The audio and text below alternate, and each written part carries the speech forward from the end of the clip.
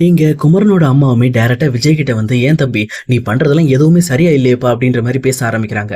ஆனா இன்னொரு பக்கம் விஜயுமே, இங்க பாருங்க நான் அதை விளையாட்டுத்தனமா தான் பண்ணிட்டேன். இப்ப நான் சொல்றேன், பிரச்சனைலாம் என் சைடு கிடையாது, உங்க சைடு தான் இருக்கு. இப்ப கூட காவேரி அனுப்பி வைங்க, நான் கூட்டிட்டு போறேன். கண்டிப்பா நான் காவேரியோட சேர்ந்து வாழ மாட்டேன்லாம் சொல்ல மாட்டேன் அப்படின்ற மாதிரி இந்த பக்கம் விஜய் ரொம்பவே டீட்டெயில்டா சொல்றாங்க. இதை கேட்ட குமரனோட அம்மாவுமே இதை பத்தி பேசாம வீட்டுல போய் பேசி பார்க்கலாம்னு ஒரு முடிவோட வீட்டுக்கு போறாங்க. அப்ப கரெக்டா இங்க காவேரியுமே எப்பவும் போல சாப்பிடுறதுக்காக எல்லாரும் ஒண்ணா உட்காடுறாங்க. அங்க யமுனா கழுத்துல இருக்க செயினை பார்த்துட்டு இந்த பக்கம் எடுத்த உடனே எல்லாருமே நல்லா இருக்கு அப்படின்ற மாதிரி பேசிட்டு இருக்காங்க. அப்ப கங்காவுமே, என்னடி இது செயின் சூப்பரா இருக்கு அப்படின்ற மாதிரி பேசுறாங்க. இன்னொரு சைடு பக்கத்துல இருக்கிற சாரதாவுமே, என்னது இது தங்க மாதிரி தெரியுது, கிட்டத்தட்ட 2-3 பவுன் பக்கம் வரும் போல இருக்கு அப்படின்ற மாதிரி ரொம்பவே வந்து டென்ஷன் ஆக ஆரம்பிக்கிறாங்க. ஆனா அதே நேரத்துல இந்த பக்கம் காவேரியுமே, இது வந்து என்னோட சம்பளத்துல வாங்கினது, இதுக்கு முன்னாடி நான் சம்பளம் வேலைக்கு போனேன்ல, அந்த சம்பளத்தை சேர்த்து வச்சிருந்தேன், அதை வச்சுதான் இதை வாங்கினேன் அப்படின்ற மாதிரி இங்க காவேரி சமாளிக்கிறாங்க. அதே நேரம் குமரனோட அம்மாவுமே இந்த பக்கம் காவேரியை பார்த்துட்டு, நீ எதுக்கு நீ தாலி போட்டுட்டு இருக்க, சொல்ல போனா பிரிஞ்சு வந்துட்ட, தெரிஞ்சு போச்சு, இப்பதான் அந்த தாலி தூக்கி கலட்டி எரிய வேண்டியதானே, அப்புறம் எதுக்காக தாலி போட்டுட்டு இருக்க அப்படின்ற மாதிரி கேட்கிறாங்க. இன்னொரு பக்கம் இங்க காவேரிக்கு மனசெல்லாம் ஒரு மாதிரி ஆகுது. அதே நேரம் சாரதாவுமே, இங்க பாருங்க எதுக்கு மதனி இப்படி பேசிட்டு இருக்கீங்க, இப்படி கஷ்டப்படுத்துற மாதிரி பேசாதீங்க அப்படின்ற மாதிரி கொஞ்சம் டென்ஷன் ஆக ஆரம்பிக்கிறாங்க. ஆனா இன்னொரு பக்கம் குமரனோட அம்மாவுமே, இங்க பாருங்க அவன் ஒரு கோடீஸ்வரன், உன் கல்யாணத்தை நீ ரெஜிஸ்டர் பண்ணியிருந்தேன்னா அவன் சொத்துல பாதி பங்கு கூட நீ வாங்கிடலாம், அதனால கேட்கிறேன் உன் கல்யாணத்தை ரெஜிஸ்டர் பண்ணிருக்கே அப்படின்ற மாதிரி கேட்கிறாங்க. இங்க காவேரி வாயை திறந்து பேசவே மாட்டேன்றாங்க. இன்னொரு பக்கம் இங்க இதை பார்த்துட்டு இருக்க சாரதாவுமே, என்ன மதனி பேசிட்டு இருக்கீங்க, மறுபடியும் அவளை நோகடிக்கிற மாதிரி பேசிட்டு இருக்கீங்க, இப்ப எல்லாம் பேசாதீங்க, இந்த மாதிரி மறுபடியும் அந்த பையன் கூட சேர்ந்து வாழ அவளுக்கு விருப்பம் கிடையாது அப்படின்ற மாதிரி ரொம்பவுமே கோவப்பட்டு இருக்காங்க. உடனே இதை கேட்டுட்டு இருக்க குமரனோட அம்மாவுமே, அப்படி அவளுக்கு விருப்பம் இல்லை அப்படின்னா அந்த தாலியை கழட்டி எரிய வேண்டியதானே, அப்புறம் எதுக்கு அதை போட்டுக்கிட்டே சுத்திட்டு இருக்கா அப்படின்ற மாதிரி இங்க காவேரியை ரொம்பவே டென்ஷன் பண்ணி விட்டுறாங்க. காவேரி இதுக்கு மேல இங்க இருந்தா சரி வராதுன்னு தெரிஞ்சுக்கிட்டு அவங்களும் அங்கிருந்து மூவ் ஆகி இந்த பக்கம் வந்து படிக்கட்டுல வந்து உட்காந்து பயங்கரமா ஃபீல் பண்ண ஆரம்பிக்கிறாங்க. ஏன்னா அவங்க இது வரைக்கும் அந்த விஜய் கட்டின தாலியை பத்தி பெருசா யோசிச்சதே கிடையாது. ஆனா இப்போ அந்த தாலியை நினைச்சு ரொம்பவே பயப்பட ஆரம்பிக்கிறாங்க. அது மட்டும் இல்லாம இந்த பக்கம் அந்த தாலிக்கு ஒரு மரியாதையுமே கொடுக்க ஆரம்பிக்கிறாங்க. இப்படி இவங்க பண்ணிக்கிட்டு இருக்கும் போதே அங்க வந்த மாமி இங்க காவேரியோட செயலெல்லாம் பார்த்துட்டு, என்ன இவ தாலி எடுத்து வச்சு இவ தொட்டு கும்பிட்டு இருக்கா, ஒருவேளை விஜய் சொன்னதெல்லாம் பொய்யா இருக்குமோ, விஜய் என்னமோ வந்து இது போலியா தாலி கட்டிட்டு இருக்கு அப்படின்னு சொல்லி சொன்னா, ஆனா இங்க காவேரி போட்டிருக்க தாலி ஒரிஜினல் மாதிரி இருக்கு அப்படின்ற மாதிரி மாமியும் கண்டுபிடிச்சிட்டு அந்த விஷயத்த பத்தி இங்க விஜய் கிட்ட போய் பேசுறாங்க. அப்ப விஜயுமே, அப்படியா மாமி அவ தாலியை நல்லா தொட்டுலாம் கும்பிட்டாளா அப்படின்ற மாதிரி அவரோட சாட்டிஸ்பாக்சனுக்காக இந்த பக்கம் வந்து மாமி கிட்ட கேட்டுட்டு இருக்காங்க. ஆனா மாமிக்கு விஜய் மேல டவுட் வந்துருது. என்ன இது இந்த பையன் கதை கேட்கற மாதிரி கேட்டுட்டு இருக்கான், எனக்கு என்னமோ ரொம்ப டவுட்டா இருக்கு அப்படின்ற மாதிரி, சரி எனக்கு வேலை இருக்குடா அம்பி அப்படின்ற மாதிரி அவங்களும் அங்கிருந்து கிளம்பிடுறாங்க. இன்னொரு பக்கம் இங்க விஜயுமே, அப்ப காவேரி இன்னுமே நம்ம மேல ரொம்பவே விருப்பத்தோட இருக்கா, அதனாலதான் நம்ம கட்டின தாலியை எடுத்து பார்த்து அவளுமே வந்து ஃபீல் பண்ணிக்கிட்டு இருக்கா அப்படின்ற மாதிரி இங்க விஜய் யோசிக்க ஆரம்பிக்கிறாரு. சொல்லப்போனா அவர் யோசிக்கிறது உண்மைதான். எங்க காவேரி வந்து இன்னுமே வந்து விஜய் மேல முழு அன்போட இருக்காங்க. ஆனா இங்க வீட்டுல நடக்கிற விஷயங்கள் எல்லாமே காவேரியை பயங்கரமா கஷ்டப்படுத்திக்கிட்டு இருக்கு. அது மட்டும் இல்லாம இங்க குமரனோட அம்மா வேற வெட்டு 1 துண்டு 2 அப்படின்ற மாதிரி பேசுறாங்க. சொல்லப்போனா அவங்க பேசுற விஷயம் எல்லாம் எல்லாமே சரியா தான் இருக்கு. பட் இருந்தாலும் அந்த விஷயங்களை ஏத்துக்கிறதுக்கான மனப்பக்குவம் இங்க காவேரி வீட்டுல இருக்கவங்களுக்கும் காவேரிக்குமே கொஞ்சம் கம்மியா தான் இருக்கு. ஏன்னா அவங்க எடுத்த ஒண்ணு போக வேண்டியதானே, இல்ல இருக்க வேண்டியதானே அப்படின்ற மாதிரி இங்க எடுத்தறிஞ்சு பேசுற மாதிரி தான் பேசிட்டு இருக்காங்க. இதெல்லாம் ஒரு பக்கம் இருக்க, இங்க காவேரி அதை பத்தி யோசிச்சுட்டு டைரக்டா வீட்டுக்குள்ள வராங்க. ஆனா வீட்டுக்குள்ள வந்த உடனே ஒமட்ட ஆரம்பிக்குது. அவங்களும் காலையில இருந்து அந்த ஒமட்டுற சென்சேஷன் இருந்துகிட்டே இருக்கு அப்படின்ற மாதிரி அவங்களுமே போய் வாமிட் எடுக்க ஆரம்பிக்கிறாங்க. இதை பார்த்துட்டு கங்காவுமே, என்னாச்சு காவேரி என்ன பிரச்சனை அப்படின்ற மாதிரி அவங்களும் இந்த பக்கம் காவேரிக்கு ஹெல்ப் பண்றதுக்காக அவங்க நெத்தியில கை வச்சு இந்த பக்கம் அவங்க வாமிட் எடுக்க ஹெல்ப் பண்றாங்க. ஆனா இதை பார்த்துட்டு இருக்கிற குமரனோட அம்மாவுமே மறுபடியும் எந்த ஒரு விஷயத்தையும் மனசுல வச்சுக்காம ஓப்பனா போட்டு உடைக்கிறாங்க. என்னடி இது, இவ வாந்தி எடுப்பான்னு பார்த்தா இவ வாந்தி எடுத்துக்கிட்டு இருக்கா, இவளுக்கு என்ன அப்படின்ற மாதிரி மறுபடியும் வந்து ஓப்பனா பேச ஆரம்பிக்கிறாங்க. ஆனா இதை கேட்ட காவேரியுமே ரொம்ப டென்ஷனோட குமரனோட அம்மாவை முறைக்கிறாங்க. அப்ப கங்கா இருந்துகிட்டு, காவேரி உனக்கு என்ன ஆச்சு, நீ காலையில இருந்து உமட்டிட்டே இருக்க, என்ன ஏதாவது வந்து சாப்பிட்டுட்டியா, இல்ல ஏதாவது உனக்கு வயிறு கயிறு செட் ஆலையா அப்படின்ற மாதிரி கேட்கறாங்க. அப்பதான் காவேரியுமே, என்னன்னு தெரியலக்கா, எனக்கு ஃபுட் எல்லாம் பார்த்தாலே உமட்டிட்டு வருது, எனக்கு ரொம்ப ஒரு மாதிரி இருக்கு அப்படின்ற மாதிரி காவேரி அவங்களுக்குள்ள தோன்ற விஷயங்களை பத்தி பேசுறாங்க. அதுக்கப்புறம் கங்காவுமே, சரி விடு நீ போய் ரெஸ்ட் எடுப்போம் அப்படின்ற மாதிரி எங்க காவேரி அனுப்புறாங்க. ஆனா காவேரியுமே, இல்லக்கா நான் இப்ப மறுபடியும் உள்ள போனா எனக்கு ஒரு மாதிரி இருக்கும், நான் கொஞ்சம் மொட்டை மாடிக்கு போய் உட்காந்துட்டு வரேன் அப்படின்ற மாதிரி அவங்களும் மொட்டை மாடிக்கு போறாங்க.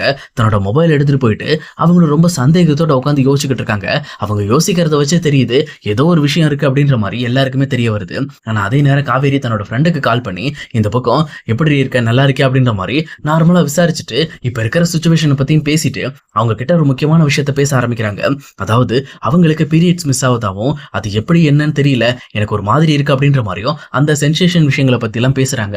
ஆனா இதை கேட்டுட்டு இருக்க காவேரியோட ஃப்ரெண்டும் பயங்கர ஷாக்கோட, என்னடி சொல்ற, அப்படியா அப்படின்ற மாதிரி அவங்களும் ஷாக் ஆகுறாங்க. இன்னொரு பக்கம் காவேரியுமே ஆமாண்டி நான் எனக்கு என்னமோ பிரெக்னெண்டா இருப்பான்னு நினைக்கிறேன் அப்படின்ற மாதிரி அவங்களுமே ரொம்ப ஓப்பனா பேசுறாங்க. உடனே காவேரியோட ஃப்ரெண்டுமே இங்க பாரு இதை கண்டிப்பா கண்டுபிடிக்கணும் அப்படின்னா ஒரு பிரெக்னன்சி கிட் மூலமா தான் கண்டுபிடிக்க முடியும். நீ முதல்ல ஒரு கிட்ட ஒன்று வாங்கிட்டு வா, நாளைக்கு வாங்கிட்டு வந்து நான் சொல்ற மாதிரி செக் பண்ணி பாரு அப்படின்ற மாதிரி அவங்களுமே இன்ஸ்ட்ரக்ஷன் கொடுக்குறாங்க. இது கிட்ட ஒன்று காவேரியுமே கொஞ்சம் மனசுக்குள்ள பதற ஆரம்பிக்கிறாங்க. சொல்ல போனா இப்படிப்பட்ட ஒரு சுச்சுவேஷன்ல இப்ப அவங்க பிரெக்னெண்டா இருக்காங்கன்னு சொல்லி தெரிய வந்துச்சுன்னா என்ன நடக்கும்னு சொல்லி ரொம்பவே பயப்பட ஆரம்பிக்கிறாங்க. அது மட்டும் இல்லாம இந்த விஷயம் மட்டும் நம்ம அம்மாக்கு தெரிஞ்சதுன்னா அவங்க இந்த விஷயத்தை எப்படி எடுத்துக்குவாங்க அப்படின்னு சொல்லி தெரியாம ரொம்பவே வருத்தப்பட ஆரம்பிக்கிறாங்க. அதுக்கேற்ற மாதிரி இங்க காவேரியுமே நைட்டு ஃபுல்லா தூக்கம் இல்லாம கஷ்டப்பட்டுட்டு அதுக்கப்புறம் எப்பவும் போல அடுத்த நாள் காலையில மார்க்கெட் போற மாதிரி கிளம்பி போறாங்க.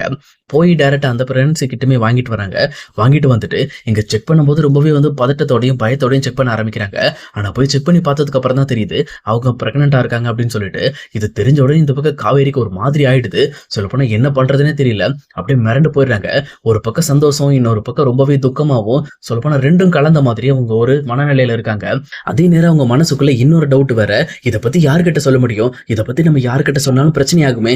இப்போ விஜய் கிட்ட மட்டும் தான் நம்மளால ஓப்பனா பேச முடியும். மத்தபடி நம்ம அம்மா கிட்டயோ வீட்டுல இருக்கவங்க கிட்டயும் நம்ம போய் இதை போய் சொன்னோம் அப்படின்னா கண்டிப்பா வந்து இது பிரச்சனை பெருசாயிடுமே. நான் இப்ப என்ன பண்ணுவேன் அப்படின்ற மாதிரி இந்த நல்ல விஷயத்த வெளியில ஓப்பனா பேச முடியாம அவங்களும் ரொம்பவே கஷ்டப்பட ஆரம்பிக்கிறாங்க.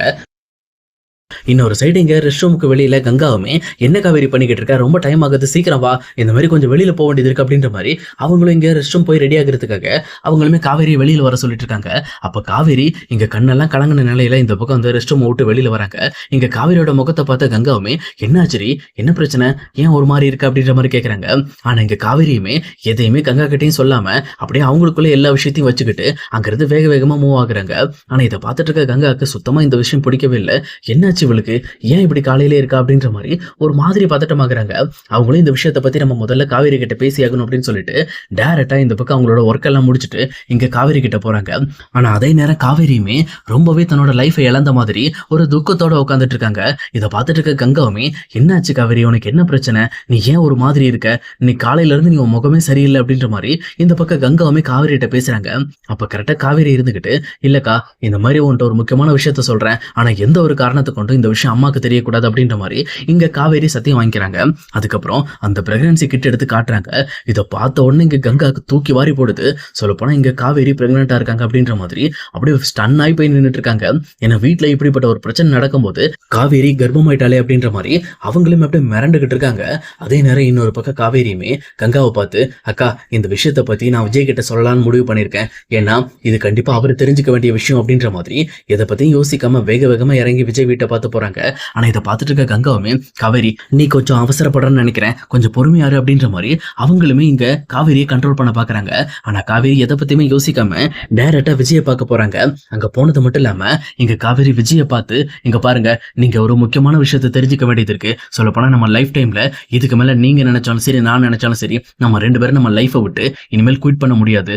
ஏன்னா நமக்காக இன்னொரு குழந்தை வரப்போகுது அப்படின்ற மாதிரி அந்த பிரெக்னன்சி கிட்ட எடுத்து இங்க விஜய் கிட்ட காட்டுறாங்க. இதை பார்த்த விஜயுமே என்ன பண்றதுன்னு தெரியல, அப்படியே மிரண்டு போயிடுறாங்க. அது மட்டும் இல்லாம பயங்கரமா ஃபீல் பண்ணி அழ ஆரம்பிக்கிறாங்க. இங்க காவேரியும் பயங்கரமா ஃபீல் பண்ணி அழ ஆரம்பிக்கிறாங்க. இதை பார்த்துட்டு இருக்கிற கங்காவுமே பரவாயில்ல இப்படியாவது இவங்க ரெண்டு பேரும் ஒன்னா சேர்ந்தா போதும் அப்படின்ற மாதிரி அவங்களுமே இந்த சீனை பார்க்கும்போது அவங்களோட மனசுலேயே தோண ஆரம்பிச்சிருது. ஆனா இந்த விஷயத்தை எப்படியாவது எங்க அம்மா கிட்ட நல்லபடியா டீல் பண்ணுன்ட்டு அவங்க ஒரு முடிவோட இருக்காங்க. ஆனா இன்னொரு பக்கம் காவேரியும் விஜயும் இந்த விஷயத்துல ரொம்பவே சந்தோஷப்பட்டுக்கிட்டு இருக்காங்க. ஆனா இந்த விஷயம் மட்டும் இங்க சாரதாக்கு தெரிஞ்சதுன்னா அவங்க என்ன பண்ணுவாங்க, சப்போஸ் இந்த விஷயத்துல இங்க காவேரியும் விஜயும் எதிர்ப்பாங்களா, இல்ல அப்படின்னா இவங்க ரெண்டு பேரையும் சேர்த்து வைக்கிறதுக்கு அவங்க ட்ரை பண்ணுவாங்களா அப்படிங்கறத இனி வரப்போற எபிசோட்ல நம்ம கண்டிப்பா பார்க்கலாம் கைஸ்.